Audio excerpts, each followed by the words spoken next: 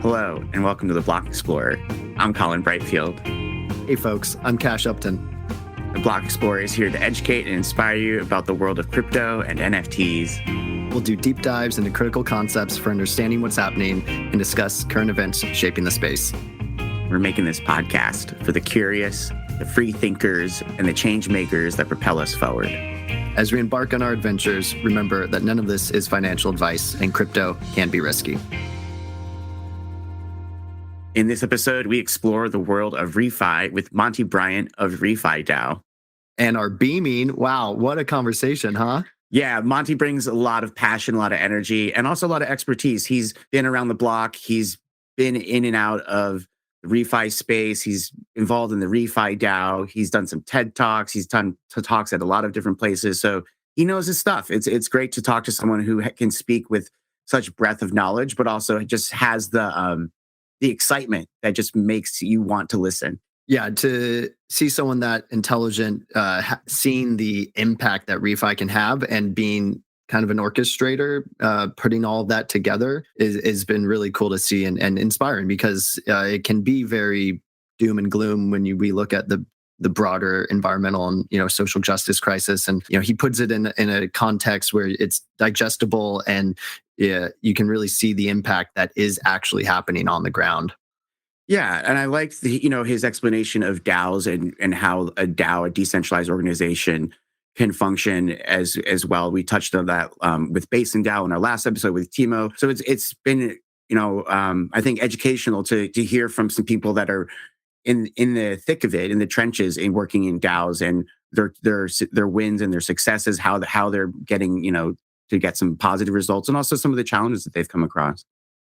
Yeah, and I also liked his concept of money as a tool, talking about that, and reminding our listeners that money's not a dirty word. It's a tool that facilitates exchange and shares values. And when we can program money and do a nature-backed money, which Monty talks about, it's really interesting and inspiring.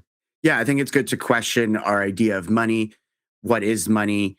And we have a great episode on that. That's episode number 2 on the Block Explorer. But yeah, a lot of us don't ever question what money is. It's just this thing that is part of our lives. And regenerative finance, crypto in general, right, asks the question, what is money? And this is why it's kind of unsettling for a lot of people, because they've never really asked that question. And I think that's part of the crypto journey, right, is asking some of these questions that a lot of people just never even think to question. And the fact that we have the technology now to program money, we can put values in money. And so what kind of values do you want your money to express? Do you want your money to express extractive values, or do you want your money to express regenerative values? And so now we have the option, right? So we can build it, and that's what regenerative finance is all about. And Monty does a great job of fleshing that out even more. Let's take a listen.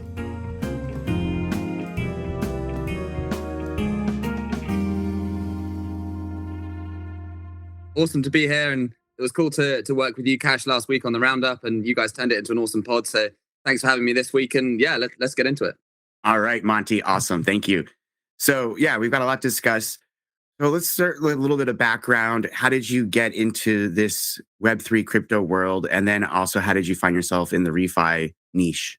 Yeah, so I think to start with, one of the main drivers is looking towards the future and realizing that we potentially face this cataclysmic extinction and collapse of society and environment and all of those kind of things, and actually wanting a better future for the world, and really that is a kind of a core driver. And I guess that kind of thinking and awareness of these issues has come from a really young age. My mum has been in the environmental sector for 50 plus years and written 20 plus books. So it's always been a kind of core part of my thinking and outlook on things. And I've also always been a bit of a technologist and a builder, hacking together websites from an early age. And I was sort of interested in crypto from the early days, from a sort of technological and philosophical point of view. But it was only when all of the carbon came on chain and all this movement and excitement came around, combining regenerative principles and sustainable principles with crypto that I was like, okay, this is it. This is my full time. This is awesome. Let's do this. Let's actually use these tools to truly create a better world. And so then, yeah, I was at university at the time, studying my master's, or 4 years integrated master's in management with innovation at Bristol. And my course was really lucky. It gave me the kind of a platform to be able to experiment with startups whilst in the kind of structure of a degree program. Started People Power and doing things around there.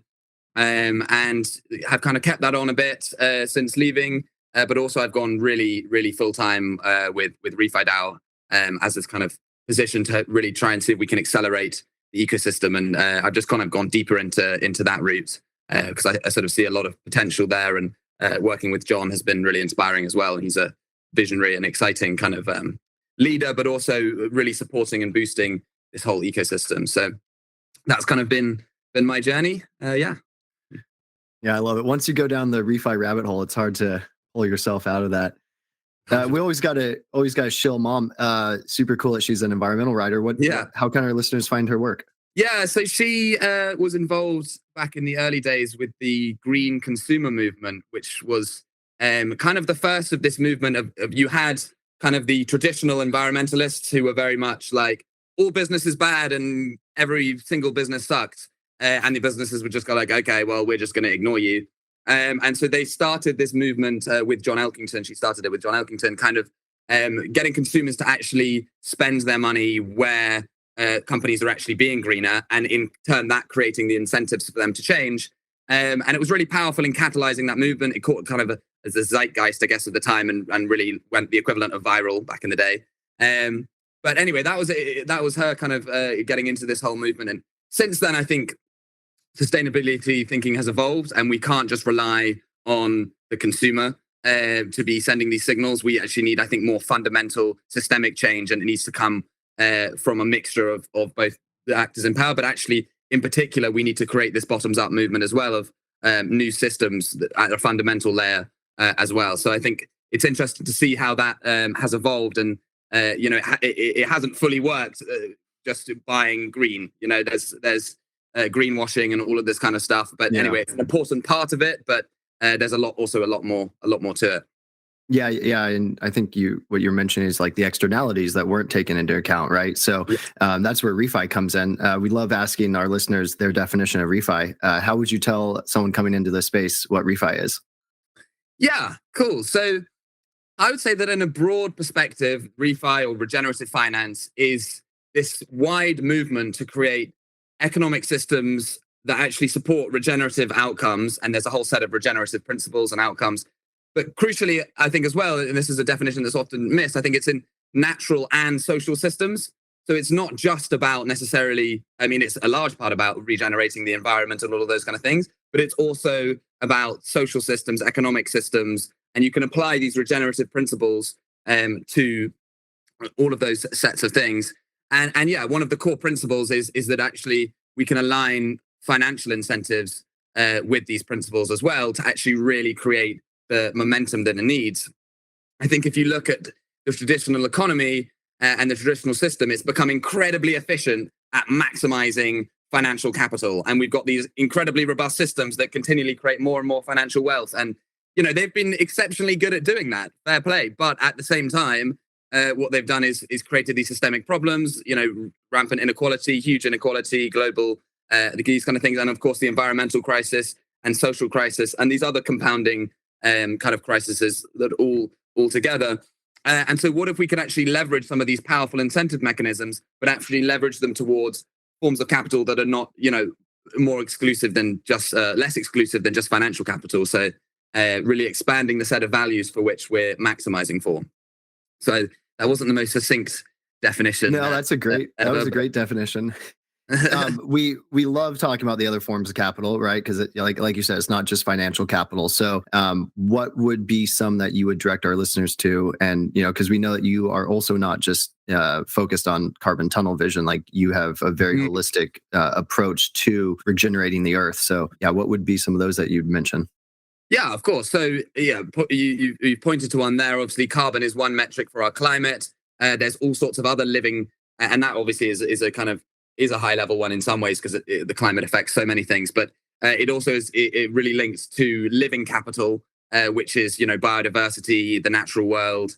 But then you also go into more social kind of capital, intellectual capital, spiritual capital, how we relate to one another, and how our economic systems kind of provide for us all. So those sort of things I think are really integral if we're creating systems that extract wealth for the few and in these centralized sort of power structures.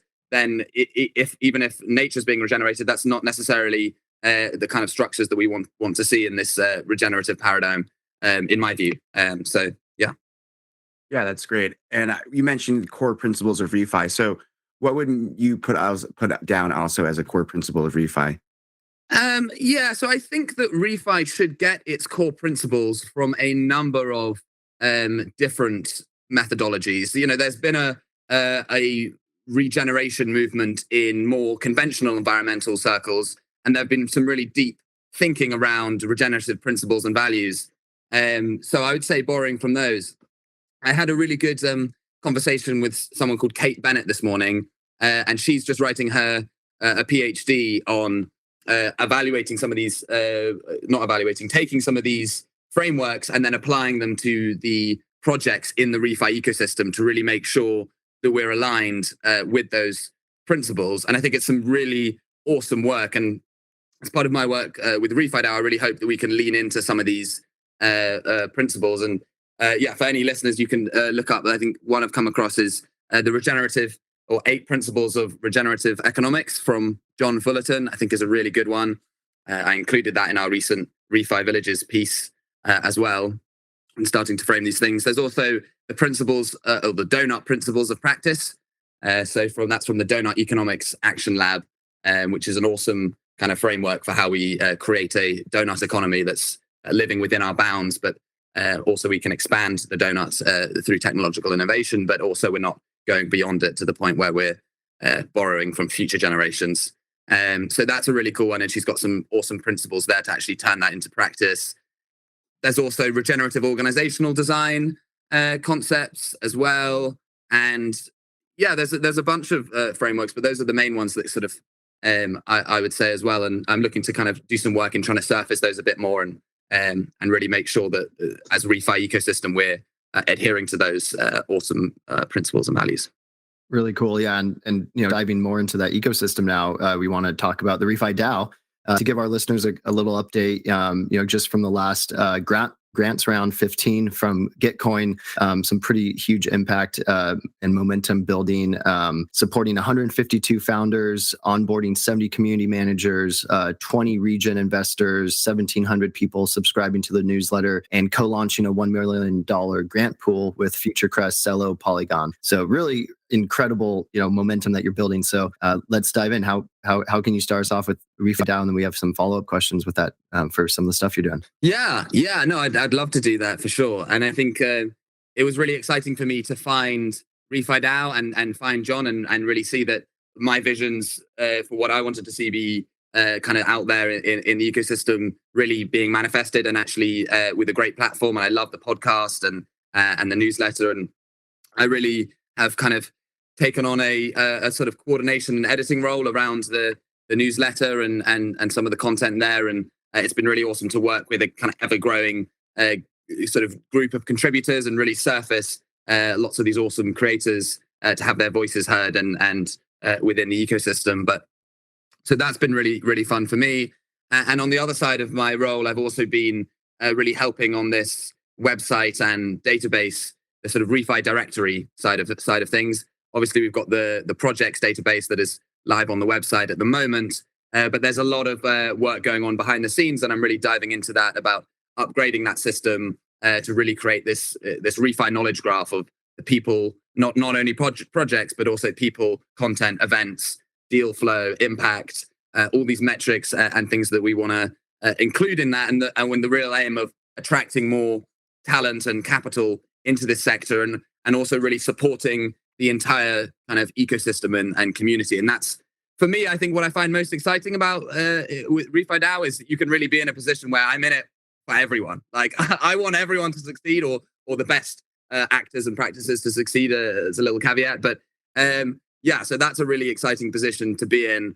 And yeah, really excited to see what we can do over the coming year or so. And I'm happy to dive into some other bits there as well, if you guys like. Yeah, let's dive in for more detail in a second. But I want to kind of do some basic stuff. So what is a DAO? For our listeners that don't know, and what is it about the unique structure of a DAO that allows this refi movement that you're working on to flourish? Yeah, sure. So I've always thought of a DAO as kind of just like a bunch of people on the internet or geographically dispersed, being able to come together and coordinate around a shared purpose. And typically, I mean, there should be some sort of form of community, democratic governance systems, and some form of shared use of funds and allocating them in a specific in a way that's mindful of the community and has some democratic processes there. So at its root form, it kind of starts with a group chat and a shared bank account is kind of how I sometimes like to say it. But yeah, and you should, to any listeners who haven't already, you should definitely check out Deepa Rocks. She's Impact DAO Media, and she's done an awesome book diving into this world of impact DAOs, which is taking the concept of a DAO and combining it with actually having a positive impact and the mission aligned DAOs that are out there, and doing some really great analysis and work on that. She's got a Gitcoin grant as well, so go check out her out.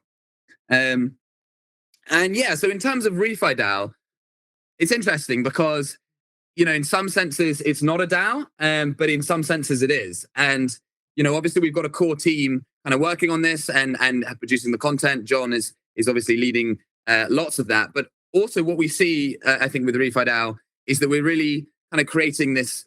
It's almost like an incubator for a bunch of different initiatives. And instead of necessarily trying to capture everything, it's saying, okay, once we come across a cool idea, oh, there's a cool team forming around it. And then boom, there's this, working group, like you could imagine founder circles, ReFi Spring, ReFi Jobs, the Community Managers Guild, these kind of initiatives, and there's many others as well, form up, and then they have their own systems of core teams and governance and things like that. So it's almost creating an ecosystem of ecosystems, which I think is cool. And that's the kind of structure that I'm seeing emerge. Yeah, I like that description, an ecosystem of an ecosystems. And we had a similar conversation with Timo on our podcast in our last episode when he was talking about DAO structures and what he's seen kind of work well. And yeah, you kind of have these different nodes that are all kind of moving in the same direction, and they're all intertwined in some way, but they're all kind of autonomous. They also kind of have some autonomy in themselves too, but it's just one kind of, they're all in the same river. They're all kind of different rafts or boats in the same river going in this one direction, building towards aligned goals and aligned values. But yeah, exactly. Cool. So, what are some of the recent wins that the DAO has had? You mentioned some of these initiatives. So give us some of the nuts and bolts of what you've been working on. Yeah. So, I mean, we've done some of the stuff specifically that I've been working on, two bits that I'm really excited about. I think one is the ReFi Villages piece, but I think we can get into that in a second. But also I launched the kind of ReFi Impact Review and timeline. And yeah, also this impact dashboard, which was very much a kind of version 1. And we haven't really gone fully public with that yet because there's still some fundamental stuff to kind of work out with that. Lots of it is self-reported claims, and we need the evidence to really back up those claims as well. Especially given the whole point of blockchain is to create not just claims, but actually verification of these things. So we're working on upgrading that as well behind the scenes, but we've sort of laid some foundations there. And yeah, really celebrating the real tangible impact that this whole community is having, and also reflecting and looking back at where we've come from as well. So those are some content pieces that I've been really pleased to have been involved in. Yeah, the impact report is really cool, focusing on carbon, education, energy, nature, food and agriculture, fundraising, and infrastructure. So it is cool to see it broken down, and definitely direct our listeners to refidao.com/projects-impact. And there's a great list of DAOs and the ReFi projects in the space. So for our listeners who are wondering, what is being built, well, here's a very extensive list, and it's really cool to dive deep into it. And we've got lots of updates coming on that soon as well, which I'm excited to share. Just tomorrow, actually, hopefully by tomorrow, we should have our version 2 of the voting system in, which I'm excited to share with everyone. But and that's going to continue to evolve as well, and lots more features and views and different kind of features there. So head over to refidao.com and also follow us at our newsletter on blog.refidao.com as well for the weekly updates as well. So that's their little plug. Sweet, and we'll be turning those into podcast form. You mentioned ReFi villages. Let's dive into that. We all know the eco village concept of the 60s. So how has it been refied? Yeah. So I think what's cool about that is, for me, what's most cool is you have this potential to build systems that are entirely new, and we don't need to wait necessarily for the governments and the corporations, which have proven themselves to be too slow or corrupt to fully address these problems. And just like Bitcoin and some of Web3 have enabled this kind of parallel financial system, it's all in the kind of in the sky, in the internet. This is like taking that concept and really putting it on the ground to the point where we can actually start to build not only entirely new financial systems, but also entirely new communities on the ground that we can, somewhat separate to kind of state bounds, and ultimately connecting those up to a network of other villages. But for any readers who haven't kind of read that piece yet, but basically it's the concept that there are these eco villages that started in the 1960s and 1980s, and basically that would be a bunch of people. You can kind of imagine them as like hippie communes, people coming together and living on the land and in these kind of, but slightly isolated communities, right? They're kind of removing themselves from society and living these kind of in these isolated communities, which fair enough have a lot of sustainability benefits. But I think what was exciting was the evolution to more regenerative villages and settlements, which take a more integrated approach and integrate with modern technologies and society. And then we took this concept and they go, okay, well, now we add Web3 and ReFi technologies here, and we get this ReFi village. Well, what's a ReFi village? It's actually starting to leverage some of the tools for governance and systems of ownership that have been developed in Web3 and ReFi, and applying those to the management and startup and crowdfunding of a village. And then also then connecting those to, for example, the experts and in the ReFi community, and also the financial capital for that can be geared towards the regeneration of the land in the locality. And there's a bunch of other features as well that you get from this kind of integration. And ultimately, you could kind of scale that up to having lots of these villages, and you're as a citizen being able to go through with shared values, being able to go through all of these kind of villages, and you end up having this kind of network state, the regen network state forming, which I think is really exciting way to kind of build this entirely parallel system that can be regenerative, and we don't need to wait for anyone. We can just build it and do it. And so let's get everyone involved in that and really create the snowball that we need. Yes, I love it. I want to live in a ReFi village. One quick plug as well. I might as well plug this as well. Yeah, please. In that blog, we also introduced the How to Build a Regenerative Village handbook.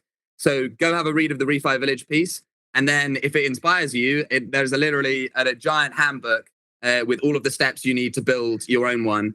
And super amazing work has gone into that. So let's really catalyze a whole growing network of these things.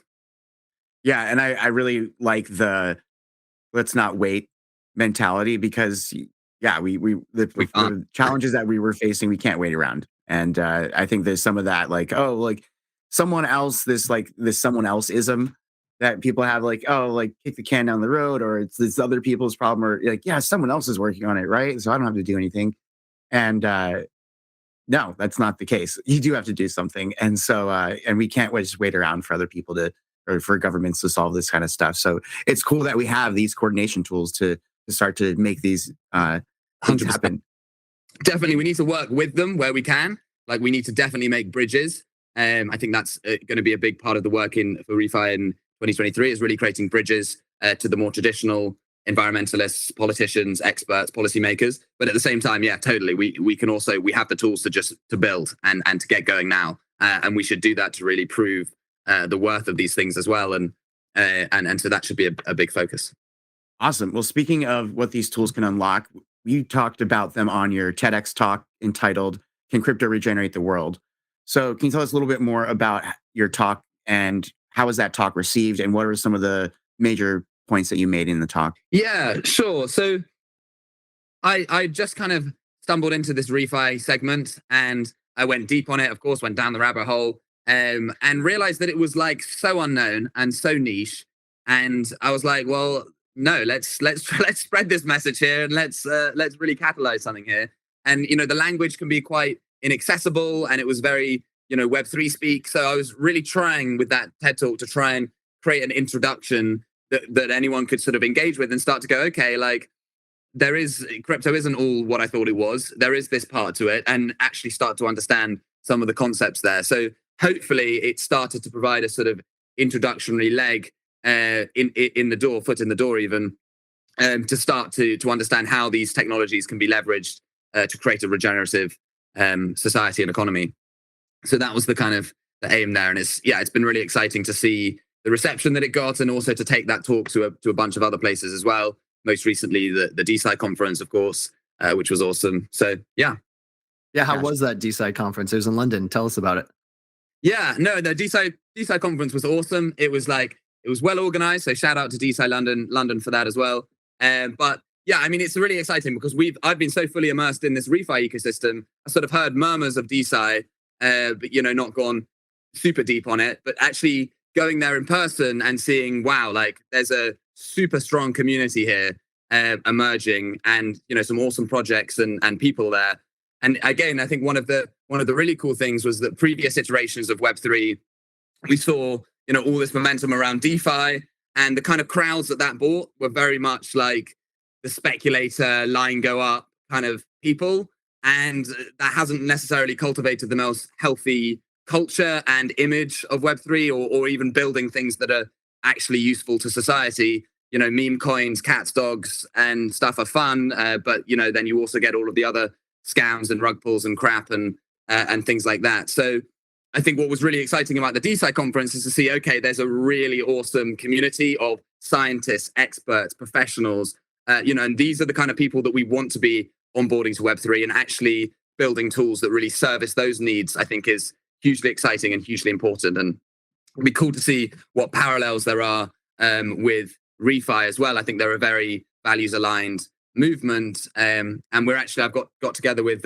Morgan from ReFi DAO, and we're starting to organize a Twitter space that's trying to bridge some of the ReFi DeSci people. And so yeah, hopefully that should be next week, but there'll be some updates on that coming soon. Yeah, I just want to do a little basic term definition. So, what is DeSci, decentralized science, and what makes it different than regular science? Sure. Yeah, cool. So decentralized science is the idea that if you think about the conventional pathways to becoming a scientist or an academic, it's basically you work for a giant corporation and they will pay you loads of money to privatize your IP and keep everything protected and leverage it for their own financial gain. Or you have the more academic route, which is going through these legacy institutions, universities, foundations, that again have a sort of gatekeeper-like thing and are also very physical location bound. You have the great academic hubs in London and across the world in certain cities, but then there's professionals and clever scientists who could surface all over the world. So what DeSci is really creating is this another pathway for scientists and experts to become a part of the scientific community that isn't necessarily the traditional pathways. And there's a whole set of new tools emerging that can help to coordinate and connect that as well, and really create this new next generation of scientific community. And so, yeah, I mean, one of the big things that they're doing there, for example, is pioneered by Molecule, and they've tokenized IP rights. And so what that allows, you can fractionalize it and actually create a community of people around a set of IP. They're specifically focusing on biotech, but you could do this for any sort of IP. And yeah, again, it's that leveraging that community kind of ownership and community governance that then allows these things to be used in new ways. And yeah. Wow, that's really cool. We're all for like open source music, or sorry, fractionalized ownership of music, so artists can get their music out there. So it's really cool to open source science and see these communities coming together. What is the response? What was the response like within the scientific community? Is it resistance, or is it gaining a lot of traction? Yeah, I think it is from appearingly seeming to gain traction for sure. I think there's some of the conventional stuff around Web3 adoption of the kind of onboarding process. It does have friction. I mean, that is for sure. But I think of any community, I think the scientific community, could get behind that anyway. And obviously, I think the main question will be, can they develop the tools that are genuinely useful and more useful to scientists? And that will be the question of whether or not succeeds. And if the tools are great and they can get over some of the user experience kind of stuff, then they're going to have no problem. And that's already starting to happen. And I spoke to many cool startups there who were developing really awesome tools for that community. And so I think it will over the coming year or so, we'll really see those proliferate. Even Vitalik himself turned up in video form to give his blessings to the DeSci community. So that was really cool to see as well. Yeah, Vitalik is a scientist at heart, I think. So that's cool that he showed up. So speaking of the DeSci community, are there any other major takeaways that you had at that conference before we move on to the next topic that you want to share with our audience? Because it sounds like there was a lot of cool stuff going on. Yeah. I mean, I think it was cool to give the ReFi side of the story as well, and introduce some people there to that side of things. So yeah, I would just say I'm excited to see more collaborations emerge between these two communities. Yeah, excellent. Yeah, I think they're definitely aligned, and there's a lot of crossover there for sure. So one of the things I want to touch on is when I explain ReFi to some folks, they respond with, "Oh, but I heard, isn't crypto bad for the environment?" And I'm sure you've probably gotten that response a few times and in your journey. So can you tell me, how do you respond to that challenge? Yeah. So I think that generally I say that's a bit of an outdated view or a narrow view nowadays, because I think that was totally fair enough pre-merge. And you could say, okay, well, is the merge ever going to happen? And, all this. But now, I mean, Bitcoin, we shouldn't just ignore that. That still needs to be addressed. And, as a community, it would be great to see ReFi movements try and clean up Bitcoin, because it's not going anywhere. But in terms of the whole Web3 ecosystem, it's all built on highly efficient blockchains now that its energy consumption is negligible to the point where it's not worth talking about. And actually, a lot of them are already implementing practices that help make them carbon positive, so that with each transaction, you're removing carbon from the atmosphere, because they fundamentally baked in a sort of offsetting and scheme in there as well. So that's what I would say. And I think what's really exciting within the Ethereum community as well is the movement to, obviously, it's reduced. This merge has reduced energy consumption by 99.9% and carbon emissions with it.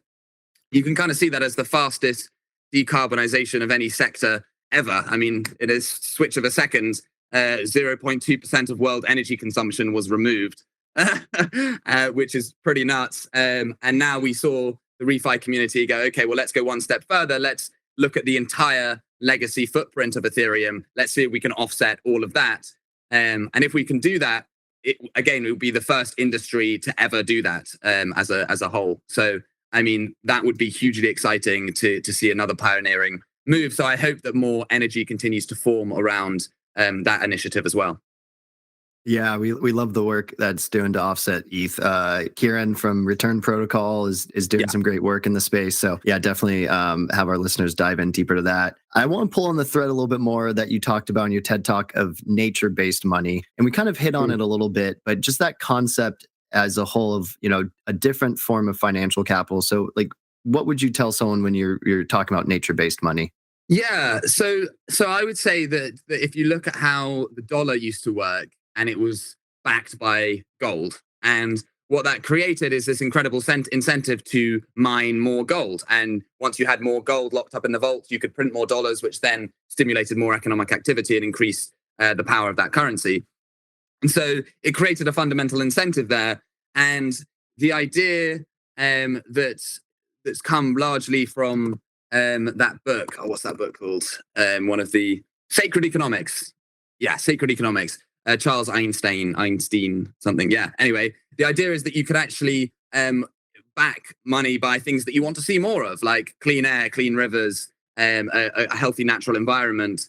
And so, if we backed money by those sets of value, then it would create this fundamental incentive to regenerate and restore and improve our natural environments that would then allow you to improve or increase the money supply, for example. So it really creates this inextricable, I like the concept, line goes up, nature goes up, and I think that's a cool, to see money as a technology, and the fact that we can redesign money now with these tools, we can actually create a better form of money, and one that is more in line with the natural world and the betterment of society and people and the planet.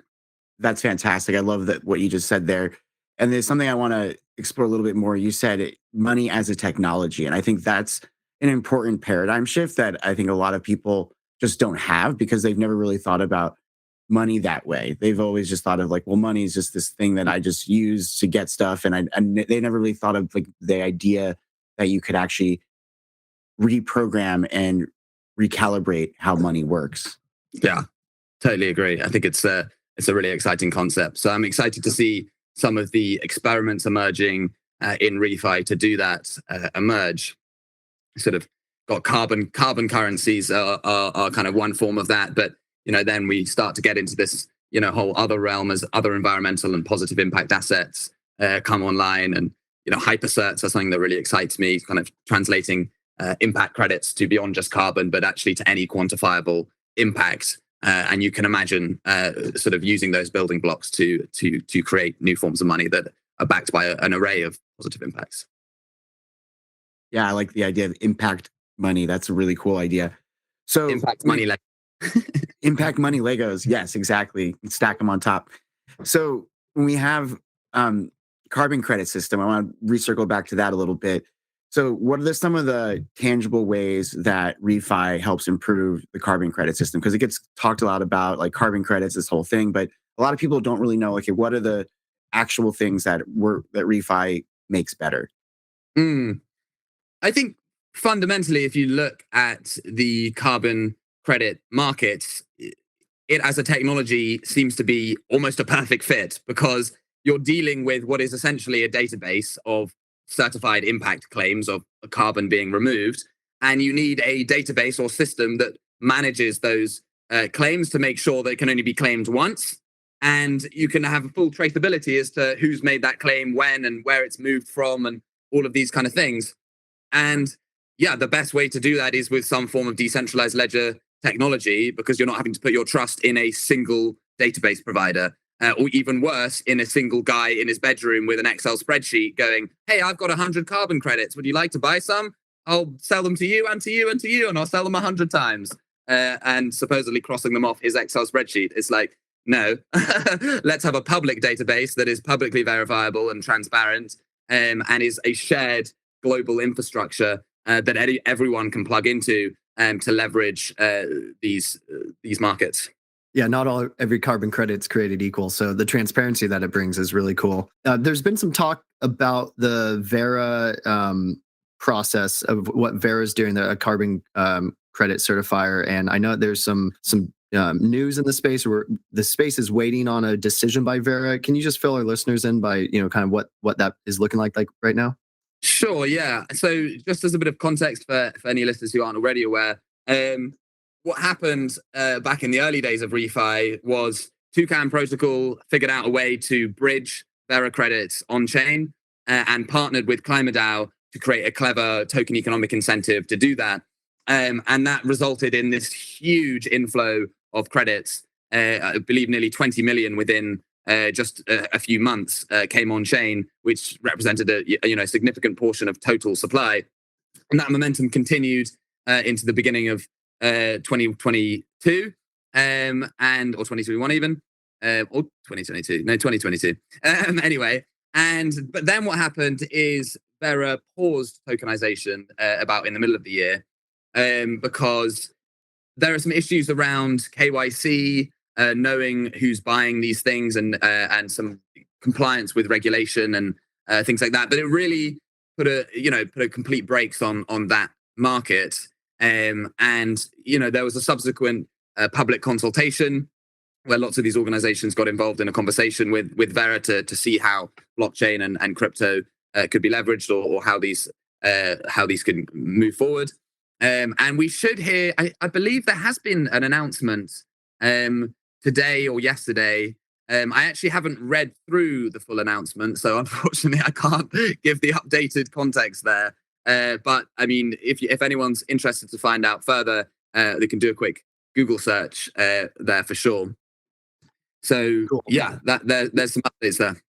Yeah, I'm sure the ReFi Roundup will address it too. I want to ask about some of your favorite ReFi projects in the space, but beforehand, I want to touch on the ReFi Commons coming out of ReFi DAO, because we didn't talk about that yet. And it's a initiative to raise $100,000 to accelerate growth in the ReFi movement. So just wanted to, shout out to that and get a little bit more information to our listeners on that. Yeah, cool. So the ReFi Commons is a awesome partnership that has emerged with CommonStack, who have really done some awesome foundational work in building this kind of infrastructure for commons and for shared collaboration with online communities. And yeah, the idea is to really create these localized hubs that can act as incubators for startups and new initiatives in the ReFi space, and taking a sort of localized approach, but then connecting that with the wider ecosystem that ReFi DAO is helping to support and things like that. So yeah, that's the kind of vision there, and it's really exciting to see the team at CommonStack and ReFi DAO be supporting these commons. I'm personally a huge fan of Griff Green, who's the founder of one of the founders of CommonStack, and also of Giveth, who I recently found out as well. He's one of the early days. One of the first regens bringing this kind of stuff. So that's really cool. And yeah, so there are these ReFi Commons coming up, and it's on Gitcoin grants at the moment. So definitely go check that out. And it's a kind of the next stage of what we want to do, and really taking these to the on the ground communities and building these local hubs. Yeah, really exciting. I was stoked to see that. For our listeners, definitely go check out the Gitcoin grants round and make sure to support the ReFi Commons. So what are some other ReFi projects in the space that you direct our listeners to go check out? Yeah, so I'm a huge fan of Collectivo. Of course, what they're doing. I think they're doing some really amazing work. I republished one of their pieces on the Collectivo Festival, and seeing them take some of the regenerative principles and values and technologies they've developed onto a real on the ground community is really exciting. I also had someone else reach out to me recently from another island state and off the coast of Africa, and they were basically wanting to kind of install some of these things there as well. So it's really cool to see those models emerging.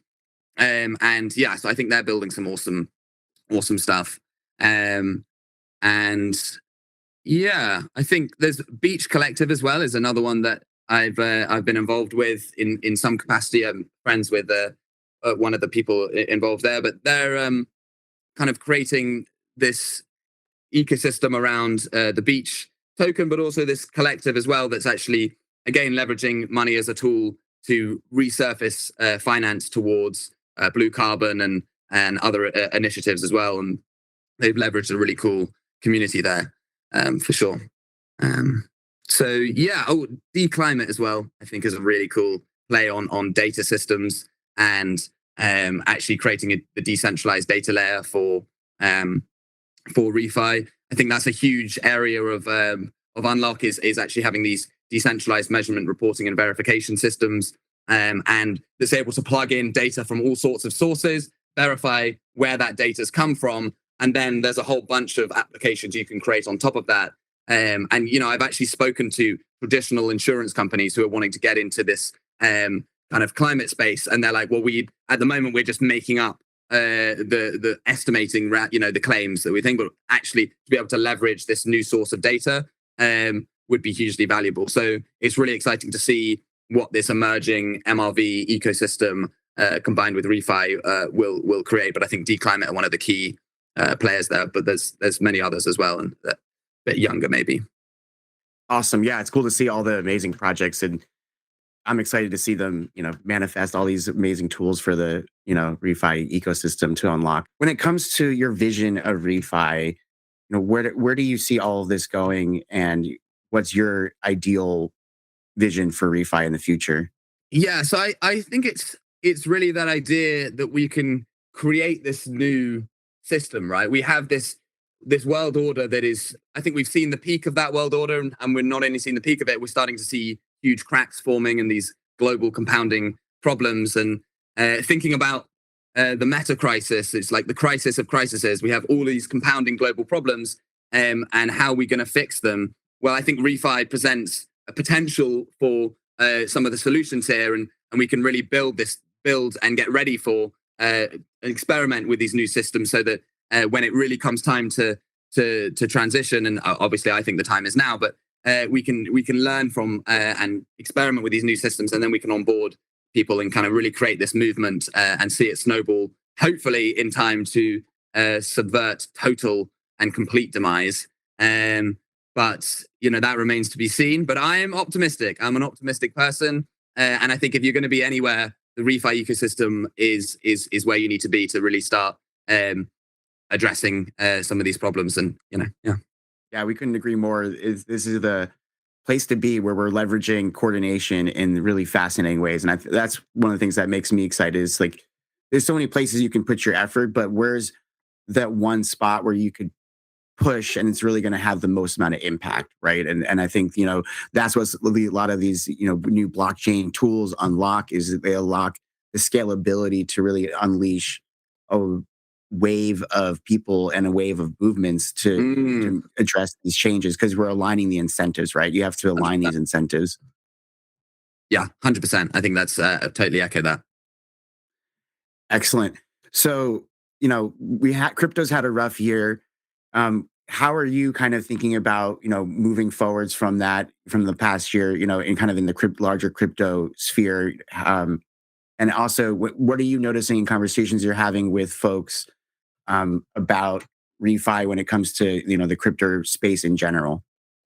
Yeah, so I think addressing crypto's rough year, I think that we've seen lots of cycles within crypto, and within each cycle it brings a new wave of innovation and then a new wave of destruction. But there is a sort of creative destruction process. I do think that the most recent one, we've had a real good flushing out of some bad actors there.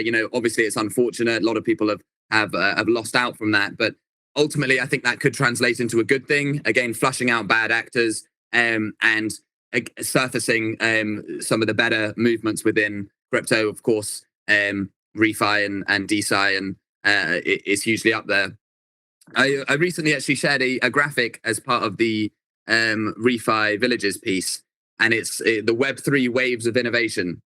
And you're sort of starting with the wave of Bitcoin, and then altcoins coming in, and then Ethereum and everything that unlocked, how that unlocked this DeFi ecosystem for NFTs, and then DAOs.